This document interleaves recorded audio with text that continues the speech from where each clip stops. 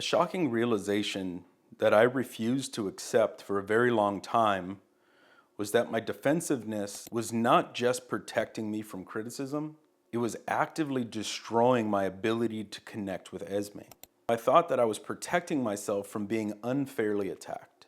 I thought that I was standing up for myself. I thought that I was just defending the truth of what I was doing correctly. But in reality, what I was really doing was I was keeping her feelings from ever reaching me.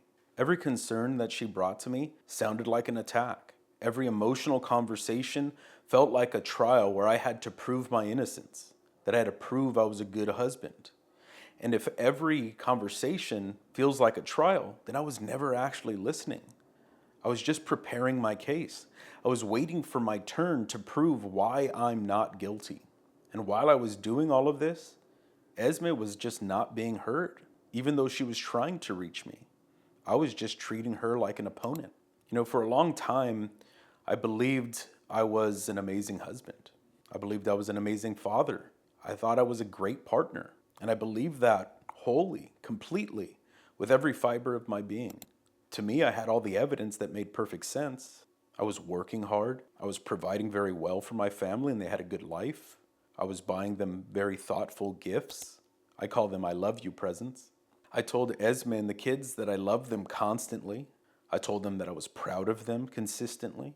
Many of those things were either things that I hadn't experienced very much growing up and I wanted to change as a father, or things that I did experience, but I just wish they were looking a little bit different. So I was constantly comparing myself against my childhood.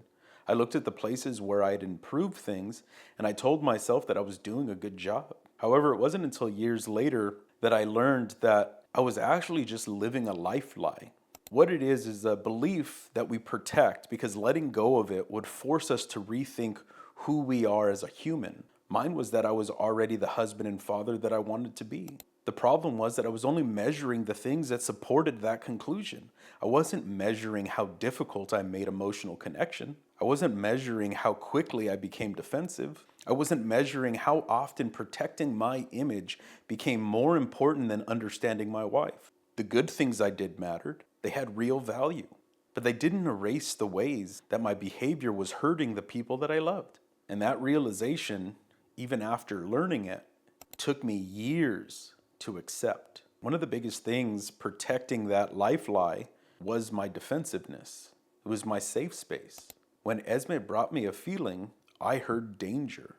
She would say things like, I feel like we're not on the same page. But what I would hear is, Dan, you're the problem. She would say, I need more help around the house. But what I would hear is, Dan, you don't do anything. Immediately, I'd begin mentally listing everything I was doing, the working, the providing, the trying. And instead of hearing the weight and the content of what it was that she was saying, what she was carrying, I was just building my defense. I made her feelings compete against my own self-image. I wasn't simply disagreeing with her. I was trying to explain away her experience because accepting it felt like admitting something about myself that I wasn't ready to face. And that certainly wasn't fair to her. Over time, I did eventually realize that my defensiveness wasn't just part of my personality. It was a learned survival strategy. Growing up, I learned to keep my guard up, to stay ready, to protect myself before I could be hurt. I didn't realize it then, but my body had already decided I was in danger before I'd consciously chosen how to respond. So when Esme brought me something emotional, my guard came up almost automatically. And once it did, I stopped hearing her clearly. I stopped hearing the hurt underneath her words, her loneliness, her exhaustion, her longing for partnership.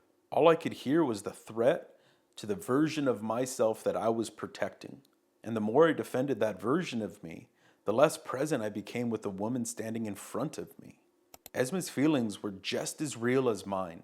And don't get me wrong, I'm not saying that my feelings needed to disappear, but they also didn't get to dominate every conversation. They needed to sit beside hers, both very real, both very worthy of being heard. But instead, I made her pain compete against my self-image. I turned her request for connection into a trial about whether I was a good man or not. And that's a very dangerous place for a marriage because she wasn't trying to defeat me. She was trying to reach me. Eventually, when someone has to climb over your armor every time they want to be heard, they stop climbing. From my side, the quiet looked like peace. From hers, it may have been exhaustion or something else I couldn't see from inside my own defensiveness. But what I do know is that the silence doesn't always mean peace. And the repair in our marriage didn't begin because I suddenly understood all of this. It started because I was trying to solve problems. I ended up joining the men's group. I started seeing a therapist. I thought they were going to give me answers to all these problems that I was struggling with. I think in some ways, I was looking for them to validate my reality, to prove that I was right. But instead, what they gave me was perspective. For the first time, I could see situations from somewhere outside of my own defensiveness. I could see that the story I was telling myself wasn't the only possible story. For me, that changed everything. The feedback still was very difficult. That mirror looking at myself was a very heavy one indeed. But it no longer came from Esme. When men I respected challenged me, I found myself listening instead of immediately arguing. That gave me enough distance to finally look at myself honestly, as I really was. I remember beginning to notice something strange during conversations with Esme. She would barely finish a sentence and I could already feel my rebuttal forming. I wasn't listening anymore, I was prepping. And once I noticed that, I couldn't unnotice it. I couldn't ignore it. I could feel the guard rising. I could feel the anger arriving behind it. Sometimes I still reacted. Sometimes I caught myself. Sometimes I was even able to pause long enough to ask, what is she actually trying to tell me? Certainly not every time, of course. And at first, it wasn't even most times. But enough that a different pattern slowly became possible in my own behavior. Because my upbringing gave me many strengths, but it also gave me a ton of baggage. Defensiveness was one of the heaviest pieces of that baggage that I carried. And naming it didn't solve it, but it did give me somewhere to begin. And please hear me when I say that I'm still figuring this out actively now as I speak. And today I no longer see defensiveness as protection. More often than not, it was a thing standing between us. I used to believe that the danger was being criticized unfairly, but the greater danger actually was becoming so busy defending myself that I couldn't actually hear the person that I loved. Sometimes the conversation I wanted to avoid was the very place connection was trying to happen. Conflict wasn't always the threat. Sometimes it was the invitation to understand what she was carrying, an invitation to stop making her pain about my goodness. The conversations weren't always handled perfectly. They still aren't. Neither of us really ever choose the right words, but I had spent years using imperfect delivery as a permission to avoid what she was really trying to tell me. I spent years trying to prove I was an amazing husband. In those moments, that need was keeping me from actually being one. And that's the realization, I think, with all of this that really sticks with me. So I'll leave you with the same question that I have to keep asking myself every single day. Where does your defensiveness keep you from hearing the person standing in front of you? I'll talk to you all soon. Cheers.